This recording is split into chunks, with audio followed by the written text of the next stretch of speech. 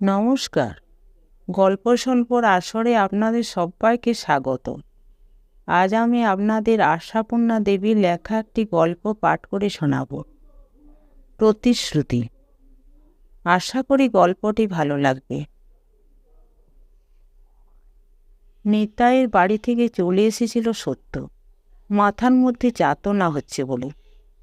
কিন্তু সেই যাতনা থেকে যে এমন জোর জ্বর হবে সে কথা কে জানত। সত্য নিজেও যখন শুয়ে পড়েছিল তখন বুঝতে পারেনি। উঠল না, রান্না করল না দেখে সরল এসে আস্তে আস্তে কপালে হাত দিয়ে দেখল জ্বরে গা পুড়ে যাচ্ছে। আর কি যেন বলছে বিড়বিড় করে। ভয়ে প্রাণ উড়ে গেল বেচারার। বাবাকে ডাকল, কিন্তু বাবাই বড় ভরসাদার। সে তো বিপদ দেখলে মেয়ে মানুষের মতো কপালে করাঘাত করে।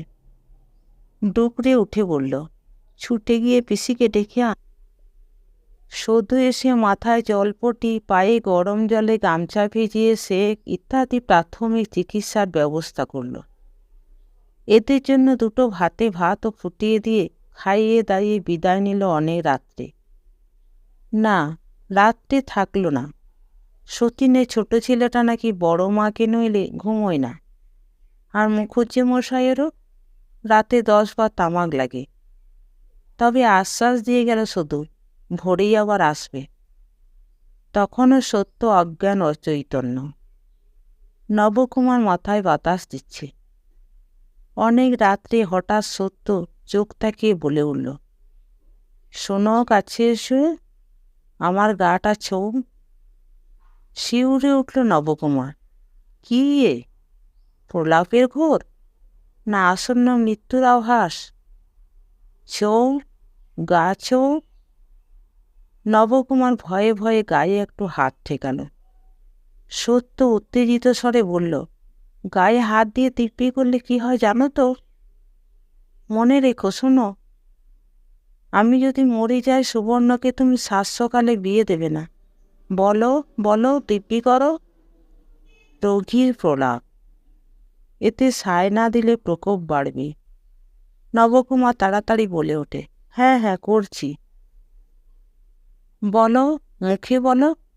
16 বছর বয়স না হলে বিয়ে দেবে না সুবর্ণর? 16? মেয়ের বয়স 16 বছর পর্যন্ত আইবুড়ো রেখে দেবে? নবকুমার ভাবল, হঠাৎ এত বড় জ্বর কেন হলো সত্যর যে এতখানি ভুল বকা শুরু করেছে? কিন্তু কারণ যাই হোক, ঠান্ডা রাখতে হবে।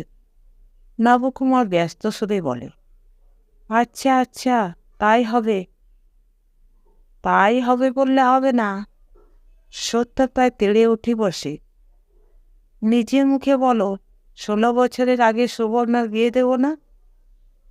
পাগলের সঙ্গে চাতুরিতে দোষ কি? আর প্রলাপে রোগীর সঙ্গে পাগলের প্রভেদই বা কি?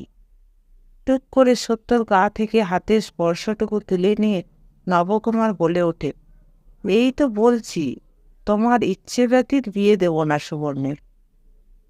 আসল কথাটাই বললে না তুমি। সত্য চেঁচিয়ে বলে ওঠে, আসল কথায় ফাঁকি দিও না। সুবর্ণাকে মেরে ফেলো না। ওকে বাঁচাতে হবে। হাজার হাজার সুবর্ণাকে বাঁচাতে হবে। ধপ করে শুয়ে পড়ে সত্য। নবকুমার পাখাটা আরো জোরে জোরে নাড়তে থাকে। হাজার হাজার সুবর্ণ! ভগবান, এ যে ঘোর বিকার! ভগবান, এ কি করলে তুমি? হে মা কালী, রাতটা পোহাতে দাও। আমি নিজে গিয়ে খাড়া দোয়া জল এনে খাইয়ে দেব। দেশের কালীর কাছেও মানত করে বসে নবকুমার। আবার হরিণ লুটো মানে কি করবে? নবকুমার যে শুনেছে বিকারে রক্ত মাথায় চড়লে ভুল বকতে বকতে আর মাথা চালতে চালতে মরে যায় মানুষ। লক্ষণ তো দেখাই দিয়েছে। রাত্রির মধ্যে যদি জ্বর না কমে, সেই পরিণতি তো অনিবার্য। মা কালীর দয়ায় বলতে হবে। খাড়া দেওয়া জল না খেয়ে জ্বর কমে গেল। শেষ রাত্রির দিকেই কমে গেল। ঘামের তোড়ে বিছানার চাদর সব সপিয়ে ভিজিয়ে দিয়ে জ্বর প্রায় বিদায় নিলই বলা যায়। কিন্তু ঠান্ডা গায়ে রক্ত, 5 দিন জ্বর ছেড়ে যাওয়ার পরে রক্ত বিকারের তীব্রতা পেল কি করে? বিকারের বেগ, সে তীব্রতার বেগ বিকারের বিকৃতি নিয়েই তো মাথায় চড়ে উঠল। নইলে ত্রিভুবনে কে কবে এমন তাও শুনেছে? কোনো বাঙালির মেয়ের, গেরস্থ ঘরের মেয়ের পক্ষে কখনো সম্ভব এমন ভয়ানক কাণ্ড করা? সত্যর চির অনুগত এবং চির সমর্থক ছেলেরা পর্যন্ত স্তম্ভিত হয়ে গেল মায়ের এই ধারণাতীত দুঃসাহসে। খিড়কি দরজা দিয়ে বেরিয়ে গিয়ে সধুকে আর তার বরকে ডেকে আনল সাধন। তথাপি নবকুমার ব্যাকুল হয়ে সরলকে বলে বসল, বিপদে পড়লে চক্ষুলজ্জা করতে নেই, শাস্ত্রের নির্দেশ। তুই যা বাবা, একবার মাস্টারমশাইকে ডেকে নিয়ে আয়। মাস্টারমশাইকে? সরল হাঁ হয়ে রইল। বাবা ডাকতে বলছেন তার মাস্টারমশাইকে? যার নাম করেন না, মুখ দেখেন না, সুহাস্তি পর্যন্ত যার জন্য চিরকালের মতো পর হয়ে গেছে। নবকুমার লজ্জাকে চাপা দেয় ব্যস্ততা দিয়ে। হ্যাঁ হ্যাঁ, বলছি তো তাই। বললাম না, বিপদের সময় চক্ষু লজ্জা শাস্ত্রের বারণ। তুই আমার নাম করেই ডেকে আন। বলগে, ভয়ানক গুরুতর কাণ্ড, পুলিশ এসেছে বাড়িতে, বোধ হয় তোদের মার হাতে দড়ি পড়বে। এ শুনলে আর? দড়িটা মার হাতে পড়বে কেন?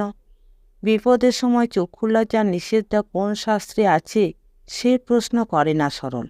ফতুয়াটা গায়ে দিয়ে বেরিয়ে যায় রান্নাঘরের পিছন দিকে দরজাটা দিয়ে। এই দৌড়টা ছিল তাই রক্ষে, নইলে সদর চেপে তো বসেছে বাঘা এক সাহেব পুলিশ। কম্পিত কলেবরে নবকুমারের এগিয়ে দেওয়া চেয়ারখানায় বসে সত্যকে জিজ্ঞাসাবাদ করছে। হ্যাঁ, সত্যকেই প্রশ্ন করছে, ছোটোখাটো ইংরেজি মিশেল হাস্যকর উচ্চারণ সমৃদ্ধ বাংলায়। আর পাথর বাঁধানো বুক সত্য সেই প্রশ্নের উত্তর দিচ্ছে ঠায় দাঁড়িয়ে। সাহেব পুলিশের নামে ডাকাবুকো মুখুজ্জেমশাইও প্রথমে আসতে চাননি, কিন্তু সদূর একান্ত ব্যাকুলতায় আসতে বাধ্য হয়েছেন বটে, তবে সদরমুখ হননি। ওইতে হাতে ধরে দুর্গা নাম জপ করতে করতে সদূর পিছু পিছু সেই পিছন দরজা দিয়ে ঢোকা মাত্রই সুবর্ণ কেঁদে ওঠে। সদূর হাঁটু জড়িয়ে ধরে বলে, পিসি, মাকে ধরে নিয়ে যেতে গোড়া এসেছে। বালায় 60, দুগ্গা দুগ্গা, ধরে নেবে কেন? বলে মেয়েটাকে কোলে তুলে নিয়ে শুধু ফিসফিসিয়ে বলে, ঘটনাটা কী রে তুরু, হলো কি? সাধন শুকনো মুখে যা বিবৃতি দেয় তার সার অর্থ এই, সত্যবতী কারোর সঙ্গে কোনো পরামর্শ না করে, কারোকে না জানিয়ে পুলিশ সাহেবের কাছে একটা চিঠি পাঠিয়েছিল। কারোর জবানিতে পর্যন্ত নয়, নিজের নামে। সেই চিঠির সূত্রে এনকোয়ারিতে এসেছে পুলিশ। চিঠির কারণ অদ্ভুত, কারণ অভাবনীয়। নিতাইয়ের বউ ভাবিনীর বোনের শোচনীয় অকাল মৃত্যুই নাকি কারণ। মেয়েটাকে তার স্বামী আর শাশুড়িতে মিলে কীরকম নৃশংসভাবে হত্যা করেছে তার জ্বলন্ত ভাষায় বর্ণনা করে দীপ্ত আবেদন জানিয়েছে সত্যবতী। এই দানবীয় অত্যাচারে সুবিচার হোক, সেই খুনি যুগলের উচিত মতো শাস্তি হোক। তা যদি না হয়, বৃথায় তাদের ধর্মাধিকরণের নাম করে আদালত খুলে বসে থাকা। আসামিদের নাম ধাম ঠিকানা সবই জানিয়েছে সত্যবতী সেই আবেদনপত্রে। সব শুনে শুধু নিঃশ্বাস ফেলে বলেন, সেদিনের সেই বিকারেরই ঝোঁক এসব তুরু। দেহে রক্ত মাথায় চড়ে উঠেছিল জ্বরের ধমকে। সেই চড়া রক্তই বুদ্ধিশুদ্ধি বিগড়ে দিয়েছে। নচেত বাঙালি গেরস্থ ঘরের মেয়ের পক্ষে একাই সম্ভব? আমি তোকে নির্ঘাত বলছি তুরু, তোর ওই মা একদিন মাথা সিট ছিঁড়ে সন্ন্যাস রোগ হয়ে মরবে। চিরদিনই মেয়ে মানুষের আধারে ও একটা দস্যি পুরুষ মানুষ, তাই এই দুরন্ত রোগ। সাধন আরও শুকনোমুখী বলে, রোগই বলবো, তাছাড়া আর কি? চিরদিন এই এক রূপ, কোথায় কোনখানে কে কি অন্যায় করল যেন মার ওপরই করেছে। সকলে জ্বালা যন্ত্রণা নিজের ঘাড়ে নিয়ে কেবল কষ্ট পাওয়ারও। বাড়ির বাসন মাজা ঝিটা একদিন তার ছেলেকে মরে যা বলে গাল দিয়েছিল বলে মা তাকে তক্ষণে ছাড়িয়ে দিলেন। সৃষ্টি ছাড়া, সবই সৃষ্টি ছাড়া, চিরকালই সৃষ্টি ছাড়া। আশ্চর্য! ভগবান রূপ গুণ সবই দিয়েছিল, কিন্তু সার্থক করতে পারল না। এখন আবার নাকি শুনছি সেদিন জ্বরের ঘুরে তোর বাপকে দিব্যি গালিয়েছে। 25 বছর বয়স না হলে সুবর্ণর বিয়ে দেওয়া চলবে না। দিব্যিটা অবশ্য নিতান্তই হাস্যকর, অতই ও নিয়ে মাথা ঘামায় না সাধন। প্রলাপের ঘুরে কি না বলে মানুষ। তবে ওরও মনে হয় বাস্তবে কি মার বিধাতা অনেক বুদ্ধি শুদ্ধি দিয়েছিল, শুধু জেদটা যদি ঈষৎ কম দিতেন। আপনি একটু ওদিকে যাবেন পিসেমশাই? সাধনের এই প্রশ্নে মুখুজ্জেমশাই বিচলিত স্বরে বললেন, আমি আর কেন বুড়ো মানুষ, এইমাত্র স্নান সেরেছি, এখনো আহ্নিক হয়নি, এখন ওই ম্লেচ্ছ স্পর্শে। না না, ছোবেন কেন, এমনি। এই দেখো, পাগল ছেলের কথা। বাক্য বিনিময় মানেই তো ছোঁয়া। বাক্যের দ্বারা স্পর্শ সেও বড় কম নয়। তাছাড়া তোমরা কলেজে পড়েছ, ইংলিশ শিখেছ সেটা সত্যি কথা, কিন্তু এ তো লেখাপড়ার কথা নয়, সাহেব মাস্টার নয়, এগুলো বিশ্রী একটা গোলমেলে ব্যাপার। এক্ষেত্রে প্রবীণ লোকই ভালো। কিন্তু প্রবীণ লোক দ্বিতীয়বার স্নানের ভয়ে গেলেন না, শুধু উকি ঝুঁকি মেরে দেখতে লাগলেন সত্য কিভাবে সাহেবের দিকে তাকিয়ে কথা বলছে। হ্যাঁ, তখন সত্যই বলছে। বলো, তবে কি জন্য আদালত খুলে বসে আছো তোমরা? সতীদাহ করে মেয়ে মানুষগুলোকে পুড়িয়ে মারতো আমাদের দেশ, তোমরাই সেই পাপ থেকে উদ্ধার করেছ আমাদের। তবু এখনো কিছুই হয়নি, এখনো অনেক অনেক পাপ জমানো আছে। 4 যুগ ধরে জমছে পাপের বোঝা। এই পাপ দূর করতে পারো, তবেই বলি শাসনকর্তা সেজে বসে থাকা স্বভাব পাচ্ছে। নচেত পরের দেশে এসে রাজগিরি কিসের? জাহাজ বোঝাই হয়ে ফিরে যাও না। মা! সাধন এগিয়ে যায় মাকে নিবৃত্ত করতে। দেখছিল বাংলা নবী সাহেব তার মার এই ওজস্বিনী বক্তৃতার সামনে পড়ে সমস্ত বাংলা জ্ঞান হারিয়ে হোয়াট হোয়াট করছে। এই বক্তৃতা স্রোতে দোভাষীর কাজ করতে এলে তার এফে পড়া বিদ্বেষ স্থলকুল পাবে এ ভরসা হলো না। তাই মা বলে ডেকে নিবৃত্ত করতে চাইল। কিন্তু সত্য বুঝি তখন সত্যি পরিবেশ পরিস্থিতির জ্ঞান হারিয়েছে। তার ছেলের এই ডাকের ইশারায় কর্ণপাত না করে বলতেই থাকে, তোমার দেশে তো শুনি মেয়ে মানুষের অনেক মান, অনেক সম্মান। সেই চোখ খুলে দেখতে পাও না এই হতভাগা দেশে মেয়ে মানুষকে কি অপমানের মধ্যে, কি লাঞ্ছনার মধ্যে ফেলে রেখেছে? আইন করে বন্ধ করতে পারো না এসব? নিত্যি নিত্যি অনেক আইন তো বার করছো। বড় বউ! নবকুমার আর থাকতে পারে না, চেঁচিয়ে ডেকে ওঠে। আর ঠিক এই সময় ভবতোষ মাস্টার এসে দাঁড়ান সরলের সঙ্গে সঙ্গে। ঢুকবার মুখে বোধ করি সত্যর এই তীব্র ভাষা তার কানে ঢুকেছে।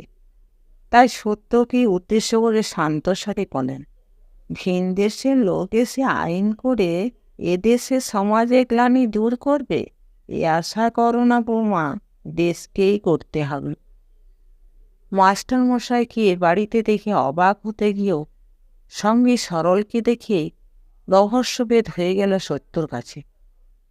আস্তে মাথায় কাপড়টা টেনে দিয়ে দূর থেকে আলগোছে একটা প্রণামের মতো করে ঘরের মধ্যে ঢুকে গেল। একটা নাকি প্রবাদ আছে, বুক থেকে পাহাড় নামা। ভবতোষ আসার পর নবকুমারের সেই অবস্থা হবে। যাক বাবা, আর তার করণীয় কিছু নেই। এবার সে ঘরে ঢুকে চৌকিতে শুয়ে পড়ে হাত পাখা নেড়ে হাওয়া খেতে পারে। এখন অপেক্ষা মাস্টার আর সাহেবটার বিদায় হওয়া। তারপর একটা হেস্তনেস্ত করতেই হবে। বহু সহ্য করেছে সে, আর নয়। মুখুজ্জে মশাই এইমাত্র বলেছেন, শ্রৈণ পুরুষের স্ত্রীরা এই রকমই হয়। সেই বাক্যদাহ সর্বাঙ্গে জ্বালা ধরাচ্ছে। মাস্টারের সঙ্গে কিন্তু বেশি কথা হলো না সাহেবের। শুধু সত্যর প্রেরিত চিঠিটা দেখালো সাহেব, এবং একটু পরে গুড বাই বলে বিদায় নিল সে। ভবতোষ তাকে রাস্তা পর্যন্ত পৌঁছে দিয়ে এসে এদের উঠানে আর একবার এসে দাঁড়ালেন। তারপর শান্ত গলায় বললেন, তোমার মাকে বলল সাধন, সাহেব কথা দিয়ে গেছে দোষীকে খুঁজে বের করে যথোপযুক্ত শাস্তির ব্যবস্থা করবে। আর মাস্টারমশাই একটু হাসলেন, আর তোমার মাকে অনেক অভিনন্দন জানিয়ে গেছে। এতক্ষণে মুকুন্দ মুখুজ্জির গলা নিজের কাজ করে। তিনি হুঁকো হাতে দাওয়া থেকে উঠে উঠোনে নেমে এসে বলেন, শুনলাম আপনি এক সময় নবকুমারের শিক্ষক ছিলেন। সেই হিসাবে নমস্কার জানানো উচিত, তা জানাচ্ছি। কিন্তু ওই যে কি বললেন, সাধনের মাকে সাহেব কি দিয়ে গেছে? অভিনন্দন, প্রশংসা। হুম, বুঝেছি। তা প্রশংসাটা কিসের? ভবতোষ একবার এই গায়ে পড়া অক্ষোভ্য পুরোটার দিকে দৃষ্টিপাত করেন। তারপর হয়তো ব্যঙ্গের খাদ মেশানো একটু পরিহাসের ধরনে হাসি এসে বলেন, বুঝতে তো খুব অসুবিধা হওয়ার কথা নয়। সাহসের জন্য প্রশংসা করেছে। অন্যায়ের বিরুদ্ধে রুখে দাঁড়াবার সাহস কজনে থাকে বলুন? মুখুজ্জে মুখ বিকৃত করে বলেন, লোকের ঘরে আগুন লাগাবার, লোকের মাথায় লাঠি বসাবার সাহসও একরকম সাহস। তা সকলে থাকে না স্বীকার করছি, তবে সাহস মানেই প্রশংসা পাবার যোগ্য, সেটা স্বীকার করব না। না করলেই বা করবার কি আছে বলে ঈষৎ হেসে চলে যেতে চান মাস্টার। যাওয়া হয় না। নবকুমার তাড়াতাড়ি বেরিয়ে এসে বলে, মাস্টারমশাই, চলে গেলে চলবে না, একটু জল খেয়ে যেতে হবে। বোধ করি বিপদ তারণ মধুসূদনরূপী মাস্টারমশাইয়ের পরম উপকারের একটা প্রতিদান আবশ্যক বলে মনে করার প্রতিক্রিয়া এই প্রস্তাব। তবে মাস্টারমশাই এই প্রস্তাবের জন্য প্রস্তুত ছিলেন না। তা চমকে তাকালেন, আর বোধহয় ভাবলেন, ধৃষ্টতার কোনো সীমা থাকে না। কিন্তু একদা যে ভবতোষ মাস্টার রামকালীকে তার মেয়ের শ্বশুরবাড়ির দুঃখ দুর্দশা বর্ণনা করে অজস্বিনী ভাষায় চিঠি দিয়েছিলেন, সেই ছেলে মানুষ ভবতোষ তো আর নেই।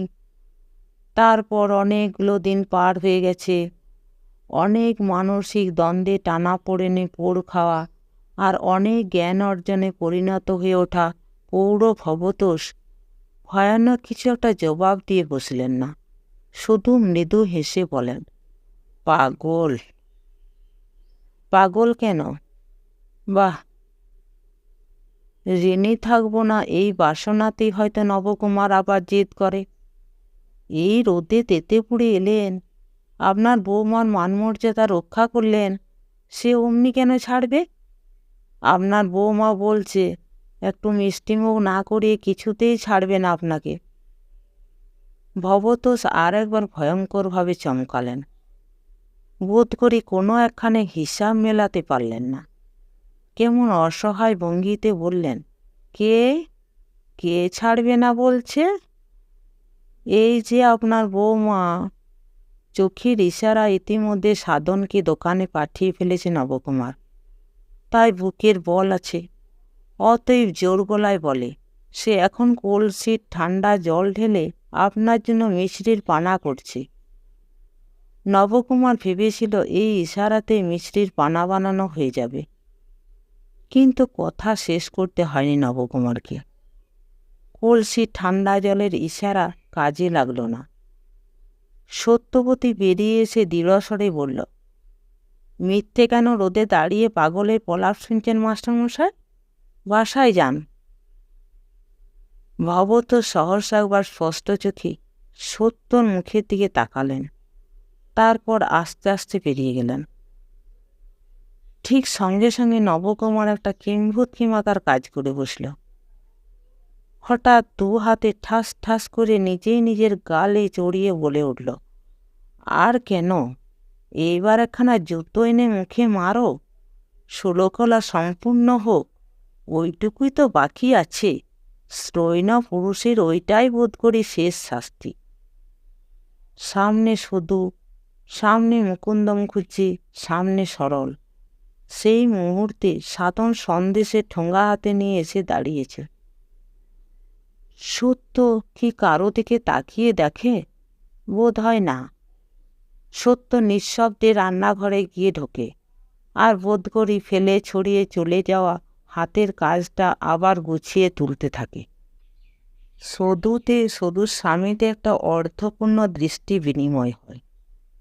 তারপর সদু উত্তেজিত নবকুমারকে বসিয়ে একখানা হাত পাতা দিয়ে মাথায় বাতাস দিতে দিতে খাদে গলা নামিয়ে বলে, আর খেপে উঠে কি করবি ভাই?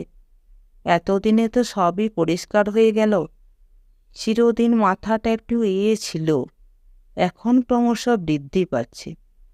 তোর কপালে ভগবান এমন তেঁতুল বলবেন তা কখনো ভাবিনি। মামির কাছে থাকতে সদুর যেমন ধারালো পরিষ্কার কথাবার্তা ছিল, তেমন যেন আর নেই। সদু গেরস্থের গিন্নি হয়েছে, তাই গিন্নিদের মতো কথা রপ্ত করেছে। নবকুমার বলে, এক ঘটি জল দাও সদুদি।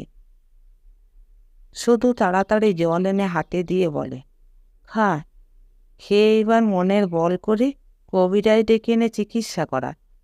নেহাত হাতে পায়ে ছেকল না পরাতে হয়, সেটা তো দেখতে হবে।